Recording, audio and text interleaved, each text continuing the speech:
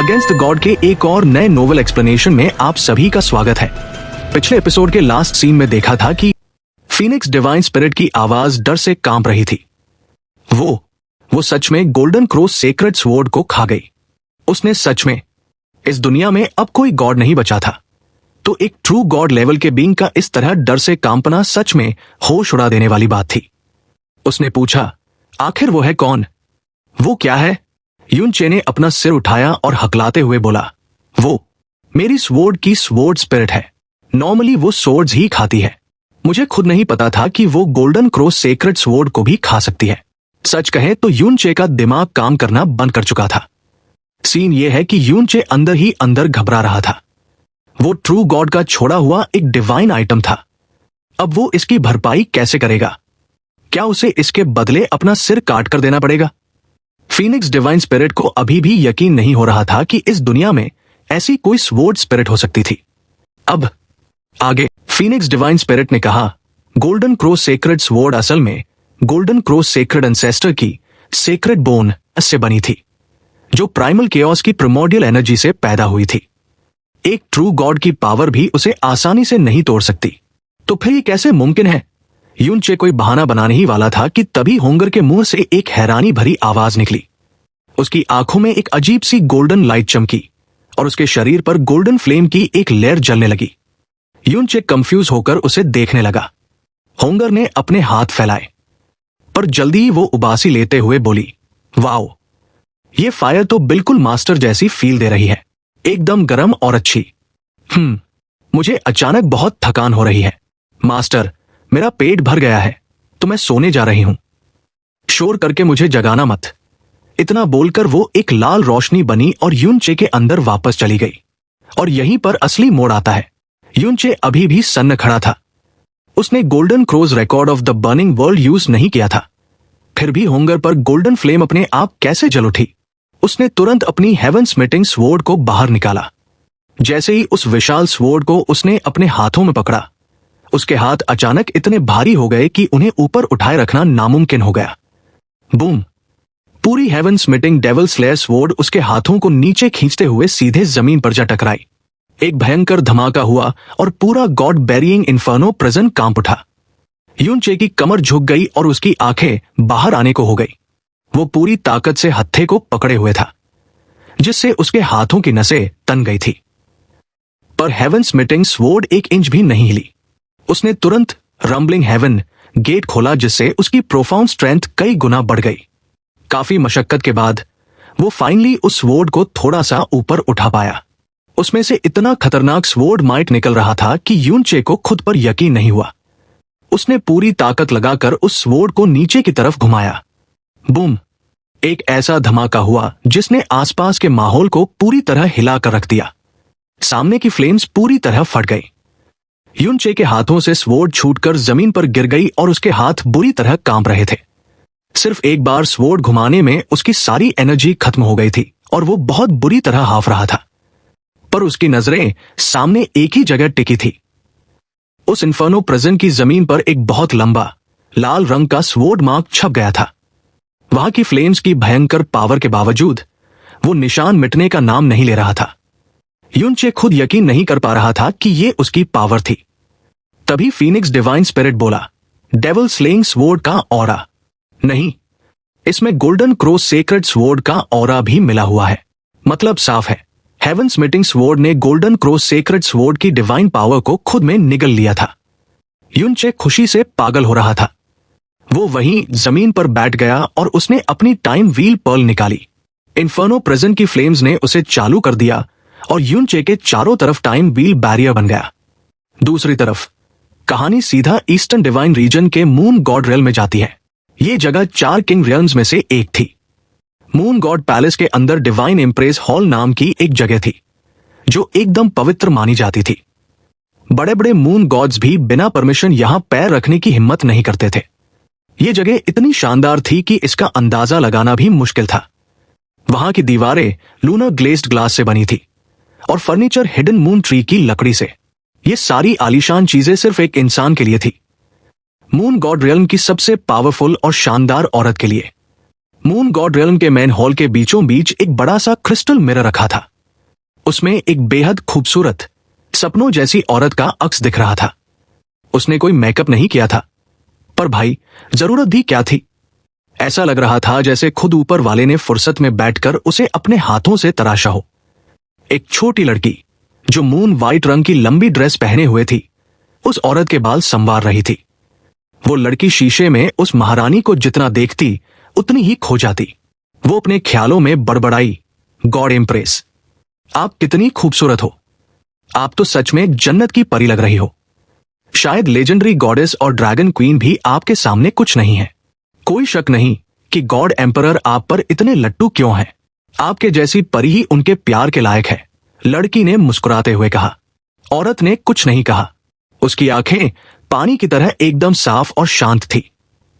लड़की ने एम्प्रेस के बालों में एक सिंपल सा फ्लोइंग क्लाउड हेयरपिन लगाया और उसके बालों को सावधानी से उसके कंधों पर फैला दिया। लड़की से रहा नहीं गया और उसने बाल संवारते हुए पूछ ही लिया, गॉड एम्प्रेस, आप अपने बालों को और लंबा क्यों नहीं होने देती? आप इतनी खूबसूरत हो। अगर आपके बाल लंबे होंगे तो आप और भी ज्यादा प्यारी लगोगी।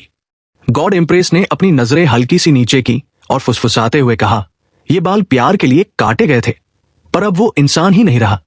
प्यार खत्म हो गया तो फिर बालों को लंबा करने की क्या जरूरत है? लड़की ने नासमझी से अपनी पलकें झपकाई। बाल संवारने के बाद वो हमेशा की तरह शीशे में गॉड एम्प्रेस को ही ताक रही थी, आधी हैरान और आधी खोई हुई। लड़की ने ईस्टर्न डिवाइन रीजन की लेटेस्ट न्यूज सुनानी शुरू की। गॉड एम्प्रेस, मैंने सुना है कि कॉन्फर्ट गॉड बैटल के फाइनल 4 गॉड चिल्ड्रन तय हो चुके हैं। उसे पता था कि गॉड एम्प्रेस को मून गॉड रियल्म के अंदर या बाहर किसी भी चीज से कोई मतलब नहीं है, पर फिर भी वो उसे सारी खबरें देती थी। गॉड एम्प्रेस ने शांत आवाज में कहा, मुझे लगता है प्रोफाउंड गॉड कन्वेंशन अब जल्दी ही खत्म हो जाएगा। लड़की ने हल्की सी स्माइल देते हुए कहा, गॉड एम्परर तो खुद यही चाहते होंगे कि कन्वेंशन जल्दी से जल्दी खत्म हो ताकि वो आपसे शादी कर सके।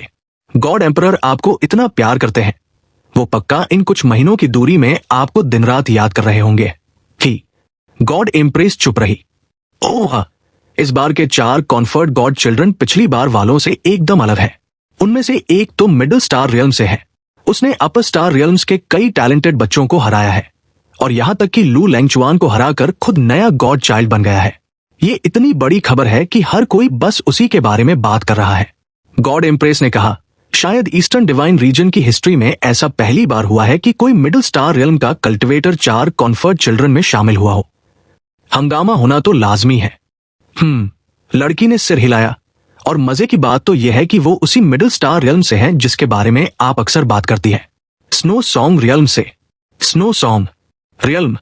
फाइनली एम्प्रेस की आंखों में इमोशन की एक हल्की सी लहर उठी। मुझ पर स्नो सॉन्ग रियल्म का एक बहुत बड़ा एहसान है, पर किस्मत देखो, मुझे वहां जाकर अपना एहसान चुकाने की इजाजत नहीं मिली। जिन यूए, उसका नाम क्या है? अगर वो कॉन्फर्ट गॉड चाइल्ड है तो 1 महीने बाद होने वाली शादी में उसे पक्का इनवाइट किया जाएगा। उस दिन हमें उसे कुछ काम की चीज गिफ्ट करनी चाहिए। ये एहसान चुकाने के लिए काफी तो नहीं होगा, पर कुछ ना होने से तो बेहतर ही है। लड़की ने सिर झुकाकर कहा और आगे बताने लगी, जी, जिन यूए आपके इंस्ट्रक्शंस नहीं भूलेगी। गॉड एम्प्रेस, उस स्नो सॉन्ग रियल्म के डिसाइपल का नाम यूनचे है। सुना है वो असल में लोअर। लड़की एकदम से चौंक गई। उसने महसूस किया कि गॉड एम्प्रेस अचानक से कांप उठी थी। लड़की की नजरों में गॉड एम्प्रेस हमेशा आसमान के चांद जैसी शांत रहती थी, इसलिए उनके इस अचानक और तेज रिएक्शन से वो डर गई। उसने घबराकर पूछा, क्या हुआ एम्प्रेस? क्या हुआ? गॉड एम्प्रेस की सांसें थोड़ी तेज हो गई थी, पर अगले ही पल उसने खुद को संभाल लिया। उसने हल्का सा सिर हिलाकर कहा, कुछ नहीं, मुझे बस किसी ऐसे इंसान की याद आ गई जो कई सालों पहले गुजर चुका है। लड़की थोड़ी हैरान हुई। गुजर चुका है? क्या आप पास्ट में किसी यूनचे को जानती थी? एम्प्रेस, वो पक्का बहुत किस्मत वाला होगा जो मरने के बाद भी आपको याद है। गॉड एम्प्रेस धीरे से खड़ी हुई और दूर देखने लगी। वो मेरा पति था। उसे मरे हुए 8 साल हो चुके हैं। 8 साल हो गए। लड़की एक सेकंड के लिए सन्न रह गई, फिर उसका चेहरा एकदम सफेद पड़ गया। वो घुटनों के बल गिर पड़ी और कांपते हुए बोली, एम्प्रेस, जिन यूए, जिन यूए ने कुछ नहीं सुना, कुछ भी नहीं। प्लीज मुझे माफ कर दीजिए एम्प्रेस। गॉड एम्प्रेस ने एक शांत आह भरी, डरने की कोई जरूरत नहीं है। गॉड एम्परर को पता है कि मेरा एक पति था जो अब नहीं रहा। खुद गॉड एम्प्रेस को भी समझ नहीं आ रहा था कि वो इस टबू टॉपिक पर इतनी आसानी से कैसे बात कर पा रही थी। उसकी आवाज धीरे धीरे दूर होती जा रही थी। जब लड़की ने ऊपर देखा तो गॉड एम्प्रेस मेन हॉल के बाहर जा चुकी थी। उसने डरते हुए पूछा, आप कहां जा रही हैं एम्प्रेस? क्या आप लेडी से मिलने जा रही हैं? तुम्हें मेरे पीछे आने की जरूरत नहीं है। जब तक ये आवाज लड़की तक पहुंची, गॉड एम्प्रेस उसकी नजरों से ओझल हो चुकी थी। लड़की बहुत बहुत देर तक वहीं घुटनों के बल बैठी रही। वो इतने सालों से गॉड एम्प्रेस के साथ थी, पर उस एक पल में वो उस गॉड एम्प्रेस से बिल्कुल अलग लग रही थी जिसे वो जानती थी। खासकर तब जब उसने युनचे नाम बोला था। दूसरी तरफ एटर्नल हेवन गॉड रियल में कॉन्फर्ट गॉड बैटल अपने आखिरी पड़ाव पर पहुंच चुका था। आज का मैच कॉन्फर्ट गॉड्स ग्रुप का फाइनल मैच था। लुओ चांगशेंग का सामना शुई यिंगयुए से होने वाला था। ये दोनों इकलौते ऐसे फाइटर्स थे जो अब तक एक भी मैच नहीं हारे थे, और जैसा कि सबको उम्मीद थी, लुओ चांगशेंग ने शुई यिंगयुए को हरा दिया और कॉन्फर्ट गॉड्स ग्रुप का चैंपियन बन गया। शुई यिंगयुए अब लूजर्स ग्रुप में आ गई थी और उसका अगला मैच जुन शिलेई और युनचे के बीच होने वाले मैच के विनर से होगा। ये लूजर्स ग्रुप का भी फाइनल मैच होगा। हर किसी का यही मानना था कि शुई यिंगयुए का अगला मुकाबला जुन शिलेई से ही होगा। यही सबसे लॉजिकल बात भी थी। कॉन्फर्ट गॉड स्टेज से बहुत ऊपर हवा में खड़ी कियाने इंगर ने मैच खत्म होने के बाद अपनी नजरें हटाई और बोली, युनचे आज भी नहीं दिखा। इसका मतलब वो अभी जुन शिलेई के सामने सरेंडर करने के मूड में नहीं है। अंकल गु ने पूछा, मिस, क्या आपको लगता है कि वो जुन शिलेई को हरा सकता है? उसे अच्छे से पता था कि युनचे की वजह से ही कियाने इंगर इतने दिनों से एटर्नल हेवन रियल में रुकी हुई है, और इसी वजह से उसे आज के 2 गॉड चिल्ड्रन वाले मैच में कोई इंटरेस्ट नहीं था। गॉडेस ने वापस उसी से सवाल पूछ लिया, तुम्हें क्या लगता है अंकल गु? अंकल गु ने शांत आवाज में कहा, यह बिल्कुल नामुमकिन है। वो जुन शिलेई को तब तक नहीं हरा सकता जब तक वो इन 3 दिनों में एक पूरे नए लेवल पर ना पहुंच जाए। कियाने इंगर ने खुद से फुसफुसाते हुए कहा, देखते हैं। उसके सुनहरे बाल हवा में उड़ रहे थे और भले ही उसका चेहरा ढका हुआ था, पर उसके आसपास की दुनिया भी उसकी खूबसूरती के आगे फीकी लग रही थी। बूढ़े आदमी ने पूछा, मिस, आखिर युनचे में ऐसा क्या खास है? इसके जवाब में गॉडेस के लाल होठों पर एक हल्की सी स्माइल आ गई। अंकल गु, आपने एक बहुत लंबी जिंदगी जी है, पर शायद यह पहली बार है जब आप खुद को सवाल पूछने से रोक नहीं पा रहे हैं, है ना? बूढ़े आदमी ने एक भारी हंसी के साथ कहा, ही एक डिवाइन ट्रिब्यूलेशन रियल्म का लड़का late stage divine spirit realm के ओपोनेंट को हरा देता है और 2 मैनिफेस्ट गॉड्स भी रिलीज कर देता है। मेरी 1,20,000 साल की जिंदगी बेकार है, क्योंकि ये सब मेरी भी समझ से बाहर है। उसने आगे कहा, इस चीज को सिर्फ टैलेंट नाम देकर तो बिल्कुल भी नहीं समझाया जा सकता। कियाने यिंगर मुस्कुराई, क्या बात है, आपके जैसे एक्सपीरियंस वाले इंसान को भी ये समझ से बाहर लग रहा है, पर आपको शर्मिंदा होने की जरूरत नहीं है अंकल गु। पूरे गॉड रियल्म में गिने चुने लोग ही होंगे जिनका एक्सपीरियंस आपके बराबर होगा, पर जब बात युनचे की आती है तो मुझे मानना पड़ेगा कि उसका सीक्रेट पूरे गॉड रियल्म की समझ से बहुत ऊपर है। और भाई, ये सच भी था, क्योंकि उसका सीक्रेट एक ऐसी चीज थी जो गॉड रियल्म ने आज तक नहीं देखी थी, क्रिएशन गॉड्स के लेवल की इनहेरिटेंस। अंकल गु ने सिर उठाकर ऊपर देखा, फिर भी ये इतना बड़ा सीक्रेट है कि जितने कम लोगों को पता हो उतना अच्छा है। ये बात तो आपने ही मुझे सिखाई है अंकल गु। कियाने इंगर की टोन एकदम फ्लैट थी, पर फिर भी उसकी आवाज दुनिया में सबसे सुरीली और नशीली लग रही थी, जैसे उसकी आवाज में कोई जादू हो। अंकल गु ने मुस्कुराते हुए सिर हिलाया कि लगता है आपने पहले ही कोई प्लान बना लिया है मिस। कियाने इंगर ने अपना सिर हिलाते हुए कहा, नहीं। मास्क के पीछे उसकी आंखों में कैसी चमक थी, ये कोई नहीं देख सकता था। भाई, ये वो आंखें थी जो ईस्टर्न डिवाइन रीजन के किसी भी इंसान का दिल चीर सकती थी। मैं बस ये देखना चाहती हूं कि उसकी ताकत की हद क्या है और वो कितनी ऊंचाइयों तक जा सकता है। एक बार मुझे ये पता चल जाए, फिर मैं फैसला करूंगी कि वो मेरी इतनी मेहनत के लायक है भी या नहीं, उसने ठंडी आवाज में कहा। दूसरी तरफ दिन धीरे धीरे बीत रहे थे। भले ही हर कोई आखिरी कुछ कॉन्फर्ट गॉड बैटल्स का बेसब्री से इंतजार कर रहा था, पर उनके अंदर की वो टेंशन काफी कम हो चुकी थी। किसी को भी बचे हुए मैचों की क्वालिटी पर कोई शक नहीं था, पर असली बात यह थी कि हार जीत का नतीजा सबको पहले से ही साफ साफ दिख रहा था। सबको पता था कि कॉन्फर्ट गॉड बैटल का पहला नंबर लुओ चांगशेंग का ही होगा। दूसरे नंबर के लिए जुन शिलेई और शुई यिंग्युए में टक्कर होगी, और इनमें से कोई भी जीते किसी को हैरानी नहीं होने वाली थी। और रही बात यूनचे की, तो उसका जुन शिलेई से हारना तय माना जा रहा था। लेकिन इसका मतलब यह बिल्कुल नहीं था कि यूनचे इस प्रोफाउंड गॉड कन्वेंशन का असली विनर नहीं था। उसने जो तारीफें बटोरी थी, जो अटेंशन खींची थी और जो भयंकर हंगामा खड़ा किया था, वो बाकी तीनों गॉड चिल्ड्रन को मिलाकर भी बहुत ज्यादा था। अनगिनत मिडिल स्टार रियल्म्स के अनगिनत कल्टिवेटर्स उसे पहले ही मिडिल स्टार रियल्म्स का गुरूर मान चुके थे। और फिर 3 दिन बीत गए। यूनचे और जुन शिलेई के मैच का दिन फाइनली आ ही गया। लेकिन दिक्कत यह थी कि पिछले 3 दिनों से यूनचे को ना तो किसी ने देखा था और ना ही किसी ने उसके बारे में कुछ सुना था। एटर्नल हेवन रियल्म में भी उसका कोई अतापता नहीं था। इधर फ्लेम गॉड रियल्म के गॉड बेरिंग इन्फर्नो प्रिजन में माहौल कुछ और ही था। पिछले 3 दिनों से हुओ रूली उस भयंकर इन्फर्नो प्रिजन के किनारे पर एक पत्थर की तरह खड़ा था। उसने वहां से एक कदम भी पीछे नहीं लिया था। शुरू में तो वो एकदम शांत था, पर जैसे जैसे टाइम बीत रहा था उसकी टेंशन बढ़ती जा रही थी। और इसकी वजह यह थी कि यूनचे एक बार भी उस इन्फर्नो प्रिजन से बाहर नहीं आया था। वो लौंडा उस आग के समंदर में इतनी गहराई तक चला गया था जहां तक किसी की कॉन्शियसनेस भी नहीं पहुंच सकती थी, और वो भी पूरे 3 दिनों के लिए। भाई साहब, इस बात को लफ्जों में बयां नहीं किया जा सकता कि यह कारनामा कितना बड़ा था। फ्लेम गॉड रियल्म का सबसे तगड़ा एक्सपर्ट यान वान कांग या फिर खुद हुओ रूली भी ऐसा नहीं कर सकते थे। अगर हुओ रूली की जगह कोई और होता तो वो पक्का यही सोचता कि यूनचे उस आग में जलकर राख हो चुका है, क्योंकि इसके अलावा कोई दूसरा अंजाम हो ही नहीं सकता था। लेकिन हुओ रूली वहां से टस से मस नहीं हुआ। उसे यूनचे की बातों पर पूरा भरोसा था, और वो बहुत बहुत ज्यादा घबराहट के साथ किसी चमत्कार के होने का इंतजार कर रहा था। आज यूनचे और जुन शिलेई के मैच का दिन था। मैच शुरू होने में सिर्फ 6 घंटे बचे थे, तो जाहिर सी बात है कि हुओ रूली की धड़कनें तेज हो रही थी।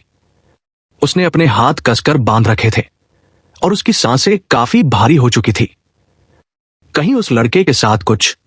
जैसे ही वो टेंशन में खुद से कुछ बड़बड़ाने लगा, तभी अचानक उसके सामने की आग में एक भयंकर धमाका हुआ। फिर वहां से एक परछाई उड़ती हुई बाहर निकली और हल्के से हुओ रूली के सामने आकर लैंड कर गई। हुओ रूली का मुंह काफी देर तक खुला का खुला रह गया।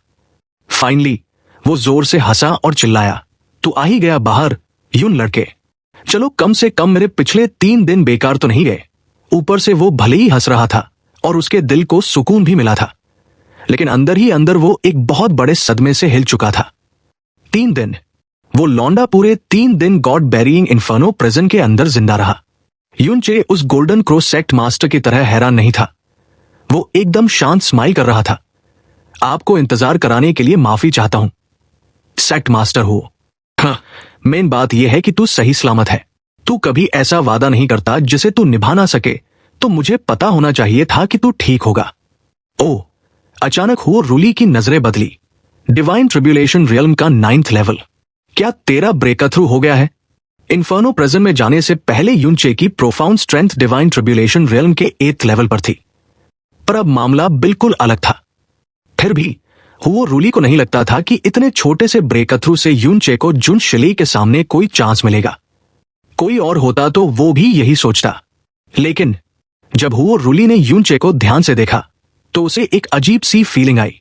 ये एक छोटा सा ब्रेक थ्रू ही होना चाहिए था, पर जाने क्यों यूनचे का ऑरा पहले से एकदम अलग और खतरनाक लग रहा था। और यहीं पर असली ट्विस्ट आता है। वो समझ ही नहीं पा रहा था कि आखिर बदला क्या है।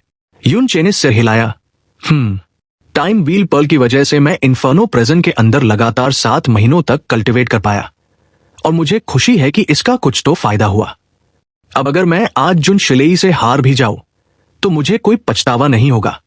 7 महीने। हुओ रूली का पूरा शरीर कांप उठा और वो आंखें फाड़कर यूनचे को देखने लगा। इस चक्कर में उसने लगभग अपनी ही जीभ काट ली थी। भाई, इन्फर्नो प्रिजन में 3 दिन रहना ही उसके दिल में सुनामी लाने के लिए काफी था। और ये बंदा 7 महीने बता रहा है। चलिए अब एटर्नल हेवन रियल्म वापस चलते हैं। सेक्ट मास्टर हो, अब मुझे आप पर ही भरोसा है।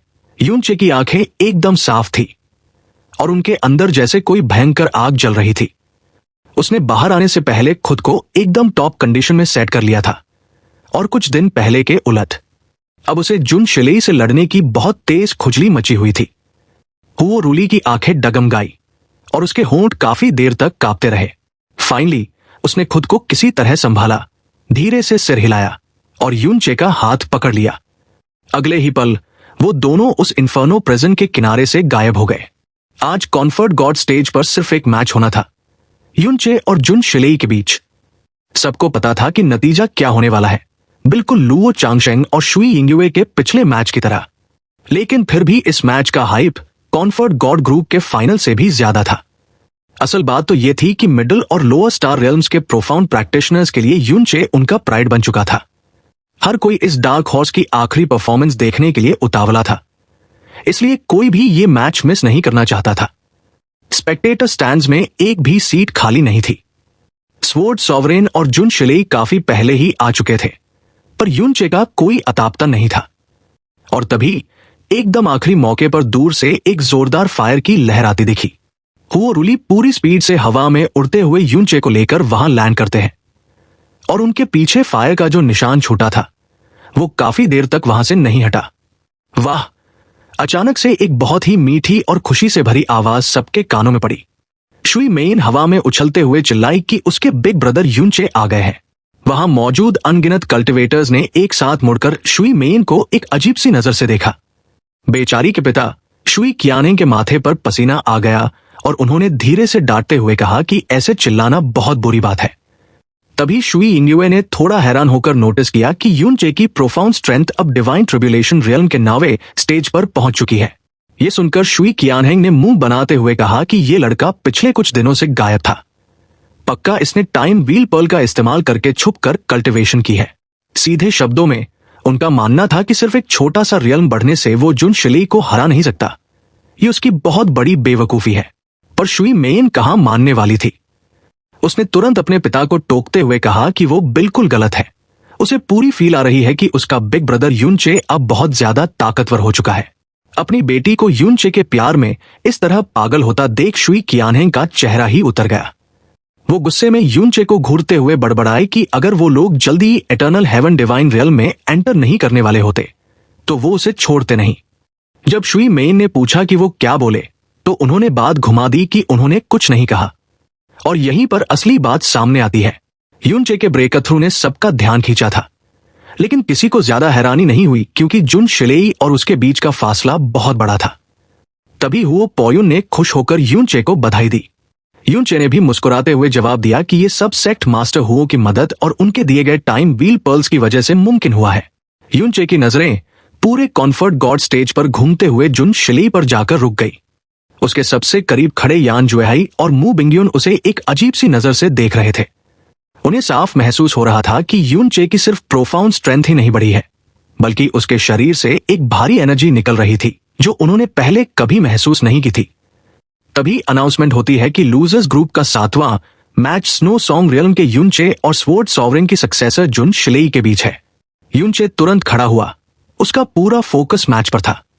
लेकिन जैसे ही वो स्टेज पर कूदने वाला था, मू बिंगयुन ने अचानक उसका हाथ पकड़ लिया। उन्होंने चेतावनी दी कि जुन शिलेई के मन में उसके लिए बहुत गुस्सा है, इसलिए वो जानबूझकर उसे बुरी तरह घायल करने की कोशिश करेगी। यूनचे ने पलटकर उन्हें एक ऐसा लुक दिया जैसे कह रहा हो, टेंशन मत लो। उसने तसल्ली देने के लिए उनका हाथ भी हल्का सा दबाया। इससे पहले कि मू बिंगयुन कुछ समझ पाती, यूनचे हवा में छलांग लगाकर सीधा कॉन्फर्ट गॉड स्टेज पर जाकर खड़ा हो गया। दूसरी तरफ जुन वुमिंग काफी देर तक यूनचे को घूरते रहे और फिर उनकी सफेद भौहें तन गई। उन्होंने जुन शिलेई से कहा कि लड़ने से पहले उसे 2 वादे करने होंगे। पहला ये कि वो अपने दुश्मन को कमजोर ना समझे, क्योंकि ये लड़का अब पहले से काफी अलग लग रहा है। जुन शिलेई ने सिर झुकाकर तुरंत हाँ कर दी, लेकिन दिक्कत यह थी कि असल टेंशन कुछ और ही थी। जुन वुमिंग ने थोड़ा रुककर अपना दूसरा हुक्म दिया कि तुम उसे हरा सकती हो, लेकिन जानबूझकर उसे बुरी तरह घायल नहीं करोगी। इसके पीछे एक बहुत बड़ा कारण था। स्नो सॉन्ग रियल्म के पिछले दौरे ने जुन वुमिंग को मू शुआनियन के गुस्से से बहुत डरा दिया था।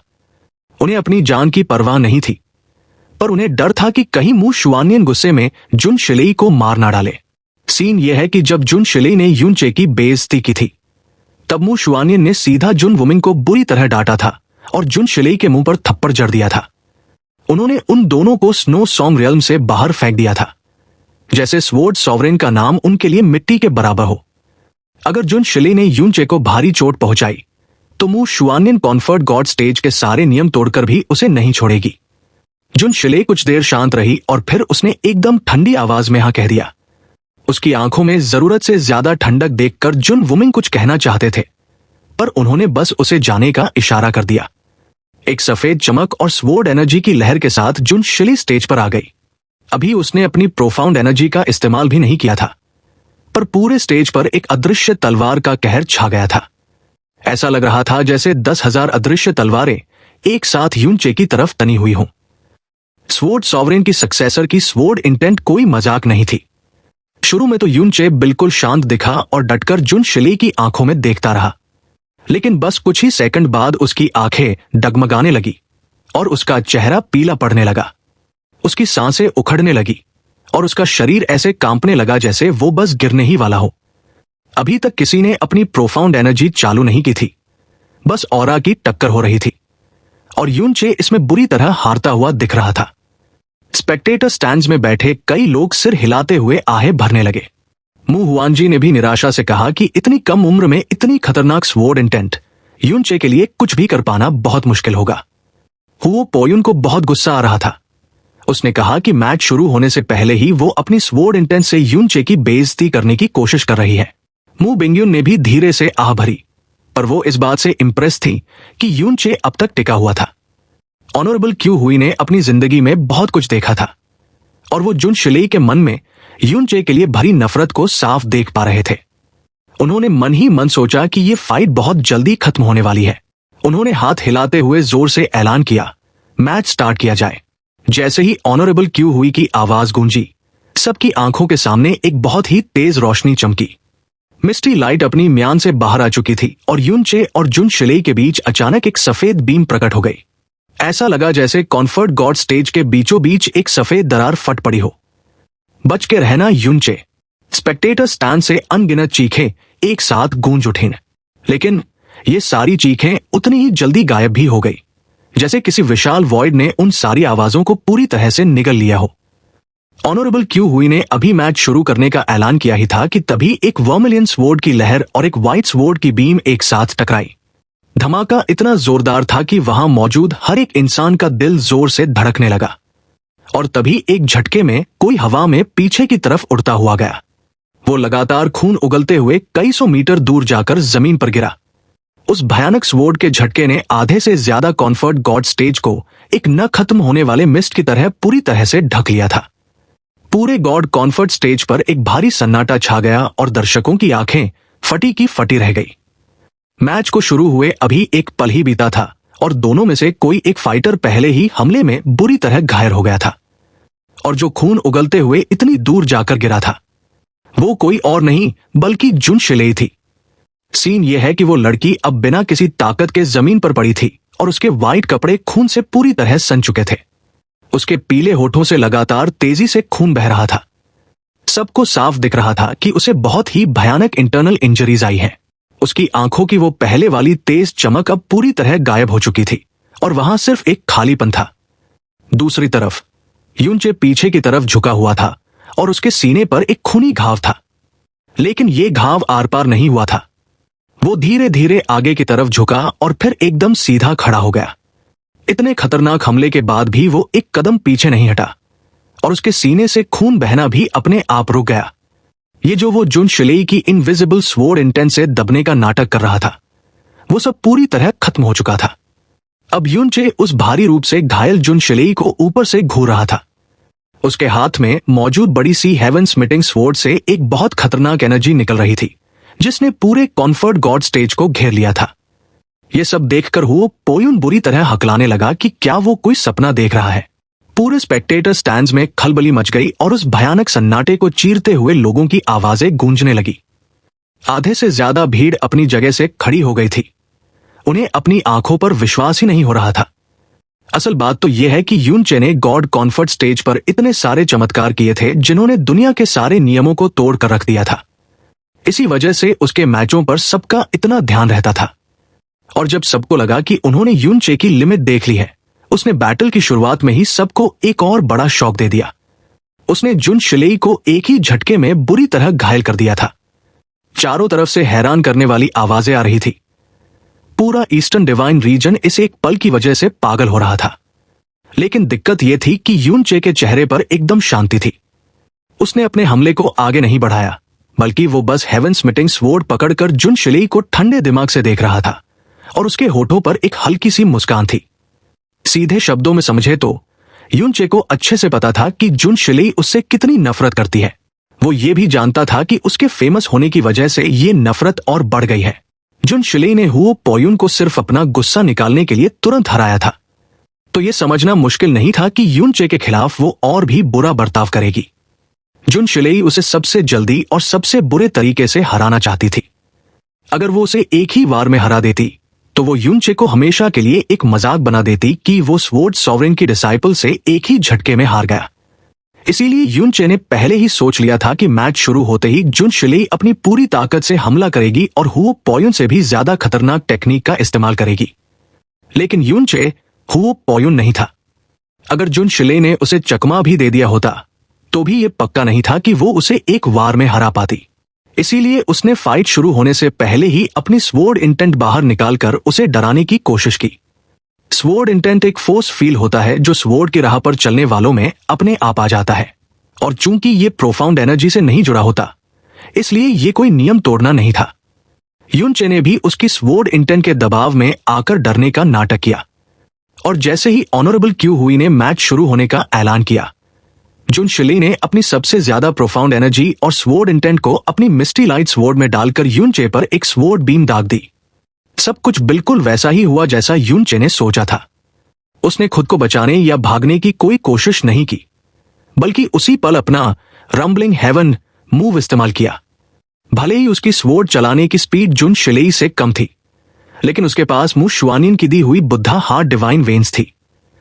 अपनी इकट्ठी की गई प्रोफाउंड एनर्जी के साथ उसकी स्पीड जुन शिलेई से कहीं ज्यादा हो गई। वो वर्मिलियन ब्लेड ऑफ लाइट देखने में भले ही जुन शिलेई की व्हाइट स्वॉर्ड बीम जैसी शानदार न लगे, पर उसकी ताकत उससे बहुत ज्यादा थी। मतलब साफ है, जब जुन शिलेई की स्वॉर्ड बीम उस वर्मिलियन स्वॉर्ड लाइट से टकराई तो उसकी ताकत 70% तक कम हो गई। जुन शिलेई ने कभी सपने में भी नहीं सोचा था कि यूनचे ठीक उसी पल एक ऐसा जोरदार पलटवार करेगा जो उसके हमले से भी ज्यादा ताकतवर होगा, और इसी पल वो बिना किसी डिफेंस के पकड़ी गई और उसे भारी चोटें आई।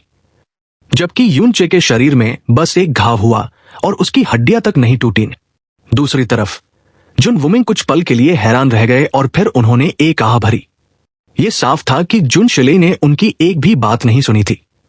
वो यूनचे के लिए अपनी नफरत को कंट्रोल नहीं कर पाई और यूनचे ने उसी नफरत का इस्तेमाल उसके खिलाफ करके उसे भारी चोट पहुंचाई। कांग शितियन ये देखकर हंसने लगे कि ये लड़का हमेशा उन्हें नए शौक देता रहता है। स्टार गॉड एम्परर भी हैरान होकर बोले कि डिवाइन ट्रिब्यूलेशन रियल में बस एक छोटा सा लेवल बढ़ने से इसकी प्रोफाउंड स्ट्रेंथ इतनी ज्यादा कैसे बढ़ गई, ये तो पहले से एकदम अलग लग रहा है। ब्रह्मा हेवन गॉड एम्परर ने आंखें सिकोड़ते हुए कहा कि तलवार तो वही है, लेकिन इसकी ताकत 10 गुना से भी ज्यादा बढ़ चुकी है। सच कहूं तो इसने जुन शिलेई की मिस्टी लाइट को काफी पीछे छोड़ दिया है। सारे गॉड एम्परर सन्न थे कि बस कुछ ही दिनों में इसके अंदर इतना बड़ा बदलाव कैसे आ गया। ये देखकर हुओ पोयुन को भी यकीन नहीं हो रहा था। हुओ रूली ने राहत की सांस लेते हुए कहा कि यूनचे ने उसका बदला ले लिया है। मु बिंगयुन भी हैरान थी और उन्होंने पूछा कि यूनचे इतने दिनों तक कहाँ था। हुओ रूली ने सिर हिलाते हुए कहा कि ये लड़का पूरे ईस्टर्न डिवाइन रियल्म का सबसे बड़ा अजूबा है और अब पक्का लग रहा है कि वो ये मैच जीत सकता है। यान जुहाई एक्साइटमेंट में चिल्लाए कि ये सिर्फ मुमकिन नहीं बल्कि पक्का है। यूनचे की उस स्वॉर्ड ने अपनी पिछली सारी हदों को पार कर लिया है। जुन शिलेई को काफी गहरी चोटें आई हैं, इसलिए अगर वो अपनी बची हुई सारी ताकत भी लगा दे तो भी वो बहुत बड़े नुकसान में है। पर मु बिंगयुन ने चेतावनी दी कि वो अभी भी स्वॉर्ड सॉवरेन की सक्सेसर है, इसलिए लापरवाही बिल्कुल नहीं होनी चाहिए। तभी कॉम्फर्ट गॉड स्टेज पर जुन शिले धीरे धीरे खड़ी होने लगी। उसका चेहरा एक अजीब से वाइट रंग का हो गया था और उसके कपड़ों पर लगा खून सच में बहुत डरावना लग रहा था। उसने अपने आसपास फिर से स्वॉर्ड लाइट इकट्ठी करनी शुरू कर दी, जिससे एकदम घूंटने वाला दबाव पैदा हो गया और कई दर्शकों की सांसें अटक गई। वीडियो को लाइक और हाइप कर दो। साथ ही ऐसे ही रेगुलर वीडियोस के लिए आप मेंबरशिप ले सकते हैं। फर्क नहीं पड़ता आप कौन सी मेंबरशिप ले रहे हैं, कम लेवल वाली भी अगर आप मेंबरशिप लेते हैं तो इससे मेरी बहुत हेल्प हो जाएगी। इससे मुझे मोटिवेशन मिलेगा। साथ ही फ्यूचर में ऐसे ही और कमाल के वीडियोस आते रहेंगे। हमें सपोर्ट करने के लिए आप सभी को दिल से शुक्रिया।